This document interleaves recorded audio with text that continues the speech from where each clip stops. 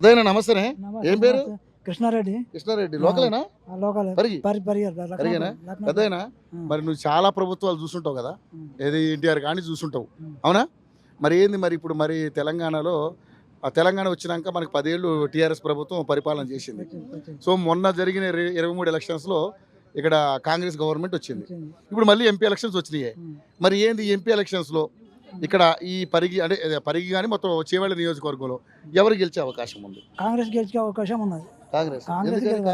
మా కారణం అంతా వచ్చి మంచోడు, సీఎం మంచోడు, మా రామ్మోహన్ మంచోడు, వ్యక్తిగతంగా మంచి గెలుస్తారు వాళ్ళు. ఓకే. పైగా ఇది పరిగి అంతా కూడా కాంగ్రెస్ కంచుకోవటం.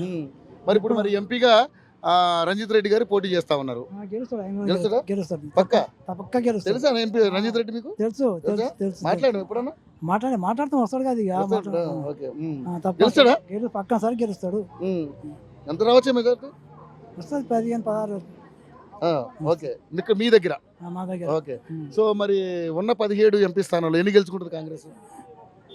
కాంగ్రెస్ 13-14 గెలుచుకుంటారు. 14 గెలుచుకుంటారు. సో అయితే మొత్తానికైతే పోటీ ఎవరెవరికి ఉంటుంది ఇక్కడ? పోటీ అంటే బీజేపీ ఉన్నది, టీఆర్ఎస్ ఉన్నది. టీఆర్ఎస్ ఏం రాదు, బీజేపీ కూడా రాదు మన దగ్గర. మా కాంగ్రెస్ మొత్తం. ఓకేనా? రేవంత్ రెడ్డి మంచిగా చేస్తున్నాను. రేవంత్ రెడ్డి దేవుడు. దేవుడు ఆయన. కేసీఆర్ కూడా గెలిచాడంటే దేవుడు ఆయన. కేసీఆర్ ప్రభుత్వం నీకు నచ్చలేదా?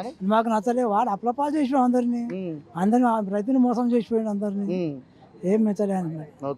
మా రేవంత్ రెడ్డి దేవుని లాగా గెలిచాడు. ఇప్పుడు మరి పిల్లలకు ఉద్యోగాలు కానీ ఇప్పుడు వాళ్ళు 6 గ్యారెంటీలు కానీ జరుగుతాయి తప్పని జరుగుతుంది. పక్క జరిపిస్తాడు ఆయన. ఇప్పుడు ఎందుకంటే అప్పుల బాధ ఉన్నది, అప్పులు కట్టుకున్నాక తర్వాత అన్ని ముట్టిస్తాడు ఆయన. అన్న మాట తప్పడు గ్యారెంటీ ఇస్తాడు. ఓకే. సో మొత్తానికి రంజిత్ రెడ్డి గెలుస్తాడు. తప్పనిసరి గెలుస్తాడు రంజిత్ రెడ్డి. Thank you.